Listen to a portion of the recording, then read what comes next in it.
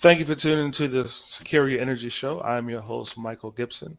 The Security Energy Show is where we have real life conversation with real live people. Today we have a wonderful guest. We brought her back on because she was so phenomenal that we felt like we have to do this again. So today we're going to be talking with Renee Donaldson from EcoDirect, and I'm going to let her introduce herself one more time. Hello, Michael. Thank you for having me back on the show again. It's great to be here. For those of you who don't know me, Renee Donaldson, CEO at EcoDirect.com. We offer solar and storage solutions for residential and commercial applications. Good morning. She was so humble and that they're like extraordinarily great. But today we want to have the for real conversations. I know a lot of people want to know what's going on truthfully in solar and energy storage. So that's really the heart of our conversation today. Let's just dive into it. So solar and storage, realistic expectations. What are you seeing in the market right now, Renee? Hey, Uh, this, this is a live show. You know what I'm saying? You can't stop the train from coming. Yep, this is this is true. Carlsbad, California, the train is right here. It's also where our company is based out of. And to answer your question, Michael, we're seeing a lot of things right now with solar and storage within the market. A lot of them are pertaining to longer lead times, compatibility. It's just really taken off with all of really with everything that's happening globally, climate-wise, utility shutoffs, the hurricanes that we're seeing right now for Hurricane Ida in Louisiana. 1 million people without power in the United States is pretty unfathomable. So realistically, you should be prepared to buy if you know what you want and it's available now, or be prepared to wait because the lead times are going to continue to be longer and longer as we head through the rest of 2021 and into 2022. Buy if you're prepared, wait if you're not. Because, as you eloquently stated, the lead times are going to get longer and longer and longer, and there's really not much we can do about that. So, the first topic that we want to have as an umbrella to this is just talk about the supply chain issues. So, I'm going to give you some of the realistic uh, conversations that happens every day. Number one, if you don't know it, world, most of your lithium is coming from overseas. So because your lithium is coming from overseas, you have to deal with traveling through the sea to get to material to the United States. Also, there's a finite amount of material. So you're having people mine the lithium, and then not only the lithium, you have in PV modules being made from overseas as well. So all of this type of stuff is affecting the supply chain. Now, from a solar perspective, because Fortress is primarily a battery energy storage company, what have you seen on the panel side in terms of supply chain issues or whatever? What have you seen on that side of the business? Well, I think we're going to be seeing a lot more of it, but there's just shortages across the board for modules.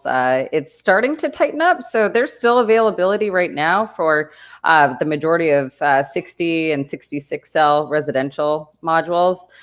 For the 72 cell modules, we are going to be seeing tighter constraints. And really, as you said, Michael, there are a lot of containers right now that are still here in the US. So typically the containers come in from overseas, they drop off the materials and go right back. But because of some of the longer lead times and just getting the components off of getting the parts off the containers, they've been backed up. The containers are still here, and we're seeing freight costs go through the roof because of it. So we will see, but the 100 megawatts that's sitting in the port right now is definitely going to cause some disruptions that we'll see through the rest of the year. And like I said, probably early 2022 as well. I think, Renee, that's a good point that you brought up. Containers sitting. Mm-hmm. People don't recognize the fact that it's one thing to get a battery brought across the seas or get a solar, panel brought across the seas. That's one thing. There's another thing of actually getting from the container to actually on the road and to be able to get with you to take to your customers. Now, one of the things that are really contributing to is, let's face it, we're living in a world where COVID is still existing. And Hmm. COVID has definitely made a lot of supply chain issues because it's one thing, again, to get it across the ocean. It's another thing to have people in the facility to be able to offload that equipment. I know Hmm. for Fortress Power, we've been affected mightily by that because there was restrictions placed in warehouses where one could not have the full operating capacity to be able to get those modules or get the batteries or whatever from out of the port. Now, go ahead. Oh, well, it's just a fun fact. Within the ports, the container size has grown physically by over 30%. So that's why it's taking longer, because beforehand they were just smaller in general. So it took less man hours, less trucks to get all of the goods off. And now with the larger size of the containers, it's taking longer than it did before, anyways. And then with COVID, we did see a lot of manufacturing shut down. For the semiconductors too, the lead time is already 7 to 8 months typically. And so with the COVID delays, we're just seeing that being pushed out. Is Fortress going to see any shortages specifically for the components used within your BMS system? Well, fortunately for us this year, we did a great job modeling and forecasting. So we've had a great handle on being able to get our product from our supply chain to bring it in. But the greatest challenge that we're facing is just actually the demand on batteries, given that you have some of our competitors that are in the market buying batteries and then they're having shortages. And when you have one shortage one where, that leads the crowd to another direction to get batteries. But we haven't faced any challenges in terms of shortage of modules because we did a good job forecasting. That's not to say in the future that you can keep forecasting at the same rate of efficiency that you have been forecasting, because again, we're Mm. dealing with a finite amount of raw material that is in the market. Now, there's something that you brought up that I wanted to kind of talk about: freight. What type of Mhm. changes have you seen in your costs of freight for you as a company bringing product in? Freight costs have gone up 400 over 400%. So delivery, whether it be to a commercial address or even a residential address, more rural locations where a lot of our batteries do go, especially if people are living off grid, the costs have just pretty much skyrocketed. And a lot of that is because of the containers. Again, when we have them all here and then we send them back to China, there's nothing that's on the container. So we're paying for an empty container to go back and then having to bring in the material again. So uh, luckily, it's across the board with freight. So I think everyone's just handling it as best as they can and trying to have realistic expectations. So we can have this and ship it. This is how much it's going to cost, and it just that's the new normal for freight. Well, I would say here's one of the greatest challenges for me when it comes to looking at the freight and the issues. The biggest challenge is that everyone thinks there's more people entering into the market, so we should see a precipitous drop in price.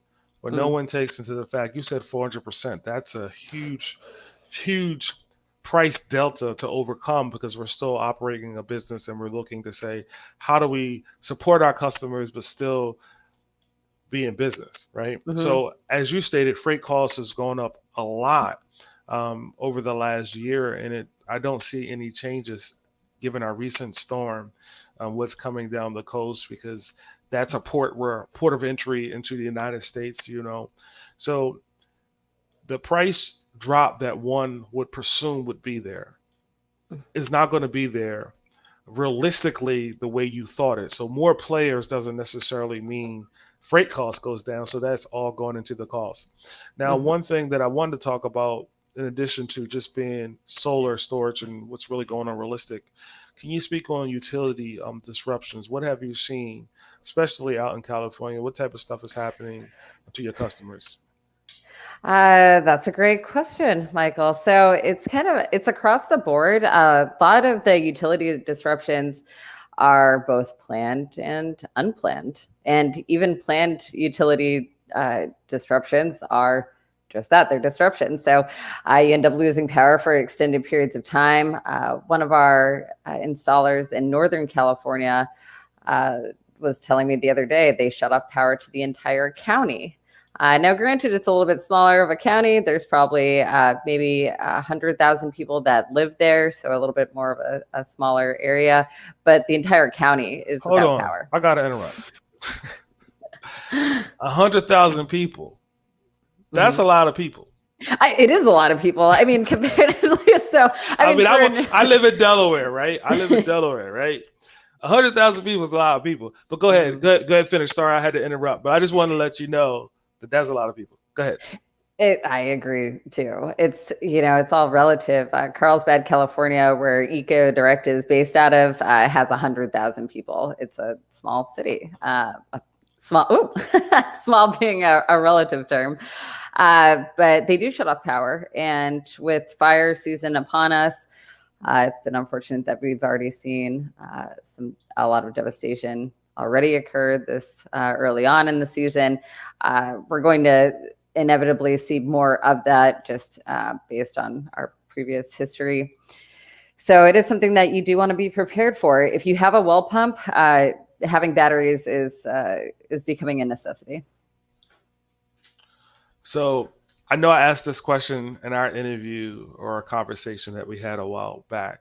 How would one go to determine what they want to isolate when it comes to getting solar and storage? You mentioned well pump as something that's a level of importance. So, what size system would one want to look at when determining what would be, I would say, a good system to be comfortable? A well pump, I guess. I guess you're in California. Are you predominantly gas or electric out there? It varies. I mean, I'd say propane for the most part, so Propane. gas. But really, it's fridge, freezer, lights, your well pump, and that's really those loads that you want to concentrate on. You can have a larger battery based system, and if you have the money and the capital to throw down to get a larger system, then absolutely you can. The majority of people that we're speaking to for our residential customer base are looking for their critical loads. So the ones that we just mentioned, and maybe keeping your cell phone charged, your laptop, your router. If you're working from home and you lose power, now you're out of the job for the day or the next couple days. It's there's more compelling reasons to get solar and storage now than there ever has been. So, whatever it is to the homeowner on their particular reasons, it's something worth considering, especially with the incentives still available. But critical loads, you can do it pretty affordably too. So, if I was designing a system for a homeowner, not to put you on the spot, but I know you're a very bright, intelligent person. Thank If you. you were designing a system for a homeowner, what would they need to get a nice little package? Not little, but an affordable package. What does that look like? Like, how many panels are we talking about? 10 kW of PV. I know a lot has to do with load calculation, but what is like a ideal size package for someone? The ideal size for a solar and storage application, that's a great question. It's going to vary, especially if you plan on net metering. There's a big difference between having a solar and storage combination that is doing net metering and time of use offset versus a backup system. And whether you have solar or not, with that backup system, you can have that pretty small and pretty focused on your loads that you're looking to have backed up. But we have a load calculation form. We can probably put the link below our podcast here today, Michael, if that's okay, and share that. So you'd want to calculate your loads, approximately how many hours of backup you need. Will you be using a generator, and do you have existing solar, or will this be a brand new system? So really, if it's existing or new, it's kind of like the two columns that you could just right off the bat split into. And then is it backup only or for time of use and daily cycling? So when someone has an existing solar array, a PV system, we can add energy storage, correct? You can. How do you do that? How does somebody add? What do they need to do? Speak with a technical solar and storage sales representative, of course. But really, they want to make sure you need to know what you currently have installed. So how many panels are on the roof or on the ground mount, and what type of inverter system are you currently using? And then based on that information, there's a variety of different systems that you can integrate. You can have it be completely separate as well. We find that most customers want to tie in their solar to their battery storage or backup system, mainly because it's silly to have PV on the roof and then not be able to charge your batteries back up with that power in times of power disruptions. So when we add solar to an existing system, when we add energy storage, we typically we're AC coupling into that system to be able to bring on the energy storage. Now, you mentioned some words that I would like for you to kind of elaborate, just for somebody just casually watching that. You mentioned time of use, you mentioned net metering. Could you explain what that means for someone that has never heard those terms? Absolutely can. So in a very basic sense, net metering means that when you produce power and during the day, your system powers all the loads that are on in the house first. If there's any excess power, that power will go back to the utility grid in the form of net and energy credits. And then at night, when your system is no longer producing power, you're going to pull power from the utility grid as part of your consumption. When you incorporate storage, it's the same concept with the bidirectional meter. It's just that when your PV system is producing power, it'll power all the loads that are on in the house first and then recharge your battery. And after your battery is fully recharged, any excess power at that point is then pushed back to the utility grid in the form of net energy credits.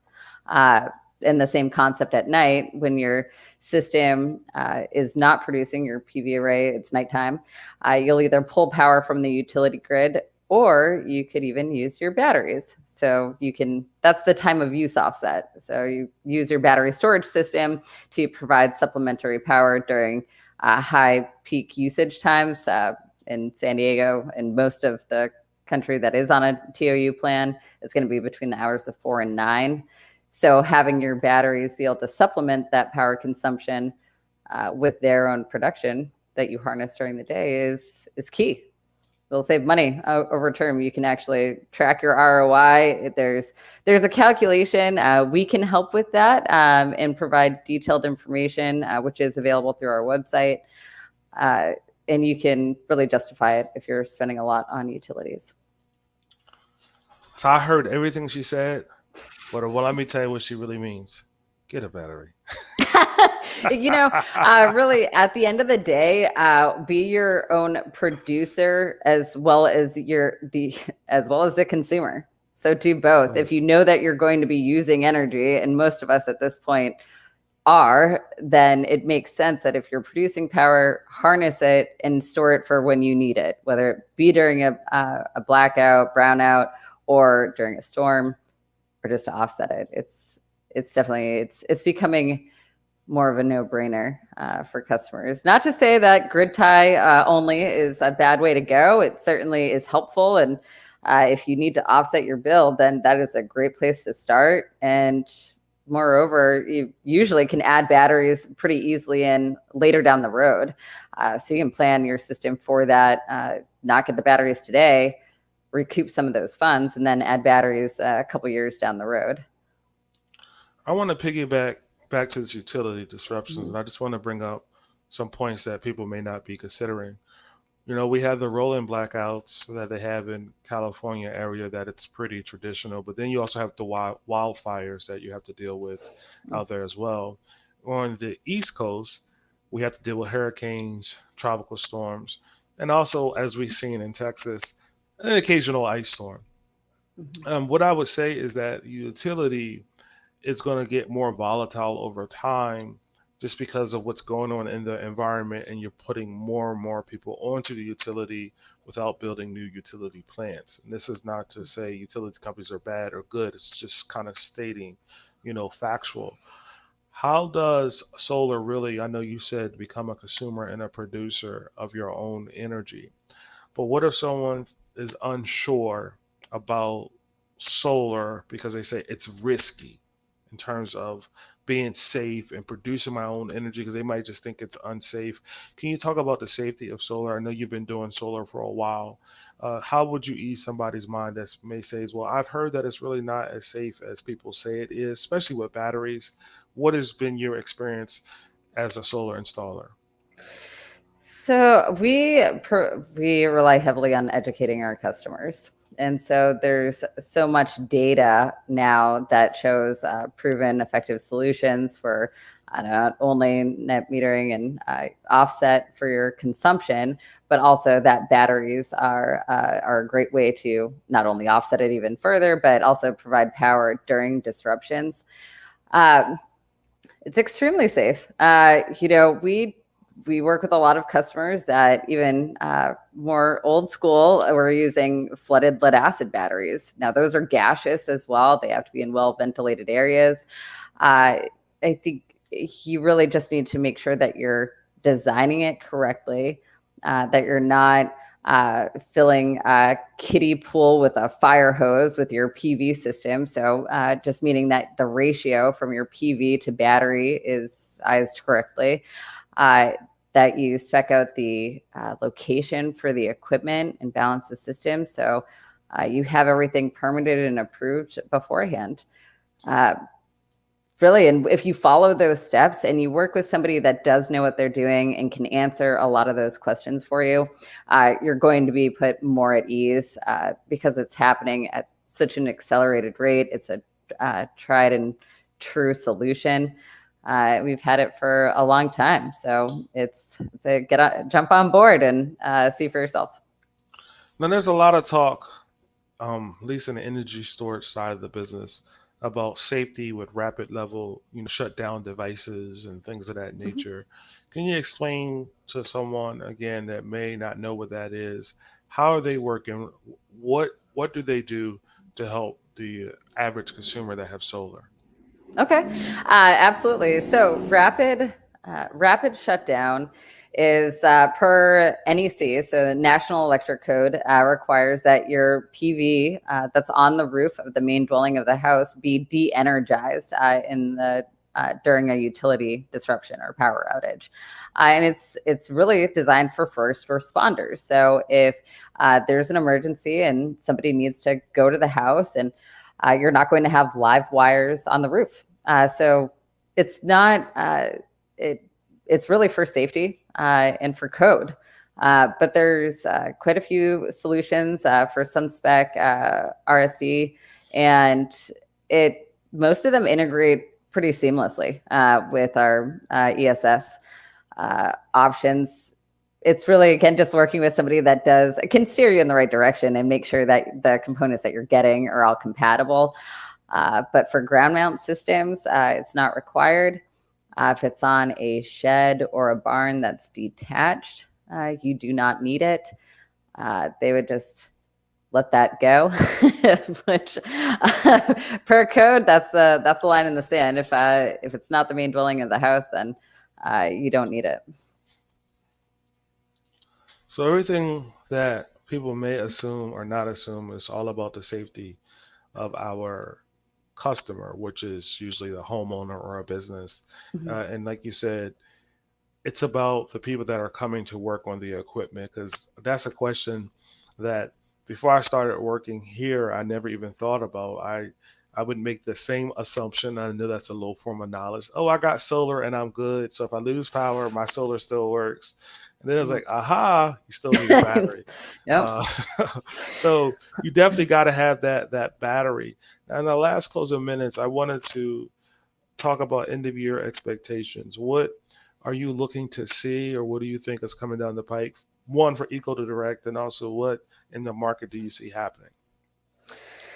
Really, well, that's a multifaceted question. Great questions at that. So, for the end of the year, for EcoDirect, solar and storage has become our main focus for our customer base, for both the commercial and residential side. There's so many various use cases that have been coming to the forefront with storage. It's very exciting, and backup power is, again, like I said at the beginning, it's becoming a necessity, especially if that's how you're making your money. That's how you're generating your income for yourself, for your family. It's instrumental that you're able to keep working no matter what, if possible. So our focus is on those solar and storage applications, and for both EcoDirect, realistic expectations for our customers, and even for the industry as a whole, we are just going to see those supply chain shortages, and so be prepared to buy or be prepared to wait is really going to be the adage that we finish the year out with and come into 2022. Planning is going to go a long way. Michael, as you mentioned, Fortress did a great job forecasting, and we are very happy to hear that as well. We've been using Fortress battery solutions with a variety of our systems, and the feedback from the field is great. But lead times right now, if it's not currently available for batteries, can range anywhere from 4 to 8 to 12 plus weeks. So right about now is when you'd have to be making those purchases to make sure that you have it by the end of the year, if that's what your goal was. I concur. If you are going to think about buying, energy storage right now, or even solar systems, this typically is what we call the hot time. The fourth quarter in the solar market tends to be a busier time. And as you stated, lead times are varying based on who you go with. Fortress Power are pretty still good with our lead times, but it's ebb and flow. Things can change, like that. I would say that from our perspective, Fortress perspective, we're looking to see strong growth in the market. We're still hoping that we keep seeing the growth that we've seen, and we're also looking forward to more and more players getting into the market. I definitely believe that competition from competitors and new products actually make the market better. It makes it better because you have diversity, you have people really just saying, I want to make the best battery. And when it comes to Fortress Power specifically, and since we're on the Security Energy Show, we try to make the best possible battery that we can for our consumer. So we're very excited. And yes, there are going to tend to be challenges because who knows what the end of the year holds. Is there any parting statements that you would like to say about EcoDirect or anything else as we wind down on today's live? Absolutely. Thank you for the opportunity to have a closing statement here. Really, if there's a lot of information that's available online, EcoDirect does have a lot of educational content. So it'll help you determine what solutions are available, how you go about sizing them, really the information that you need to be able to work with, in our case, one of our technical solar and storage representatives, and to get everything lined up so you have realistic expectations and you know exactly what's going to be the best for you. It can be daunting. So our goal is to simplify that process, to really make sure that all the information is readily available. People know what they're buying, and are really excited to be able to have energy independence. So my parting words here would be to find somebody that you're really comfortable working with, that knows their stuff, and whether it be EcoDirect or another company, there are a lot of very talented individuals working within the industry. And I agree with you, Michael. Diversity here in the marketplace and within the solar industry is very powerful. So we're gearing up for a very strong fourth quarter, and just really excited still for ESS and all the opportunity that still awaits. Thank you, Renee, for joining today. I definitely appreciate every time I have an opportunity to speak with you. I'm going to kind of go Feeling with is your. mutual. Thank you. I'm gonna go with your closing kind of theme that I would say in closing. I would say for choosing ESS, I would definitely recommend going with someone that has the training opportunities for you to learn more about it. I think this market is big enough that we can be transparent. I say a lot of times what is under the hood matters. So when you're looking at ESS, it's very important for you to know what's under the hood. You have a lot of companies that talk about what they can do. They have all the bells and whistles, but they're really not telling you the chemistry. If I were to buy a battery today, I would definitely look at what's under the hood. What is the chemistry? Because the chemistry determines how long that battery is going to last for you. The chemistry also determines what is the thermal stability of the battery. How that chemistry is packaged and is delivered is going to tell you the reliability of that battery. So people make the mistake to assume that all batteries are created equals. All batteries will store your energy, but all batteries are not created equal. And that's what I would say is one of Fortress' strong points. We do have a wealth of education online. So, as Renee was saying, definitely get with a company that has the educational background behind them to help you and guide you and lead you into making a good decision. But as the show winds down, you've been watching the Secure Your Energy Show. I'm your host, Michael Gibson. We air bi-weekly at 11 a.m. on Wednesdays. If you would like to be a guest on our show, I would encourage you to go to bit.ly / Secure Your Energy Show. I have it at the bottom, and you can become a guest. Or you can email us at sales@Fortress Power and look up Secure Your Energy. Now, as the show is closing, I want you all to do something very important for me, and that is to like, share, and subscribe to our channel to see what we're doing. But this is the Secure Your Energy Show. I'm your host, Michael Gibson, and I hope you all have a great day.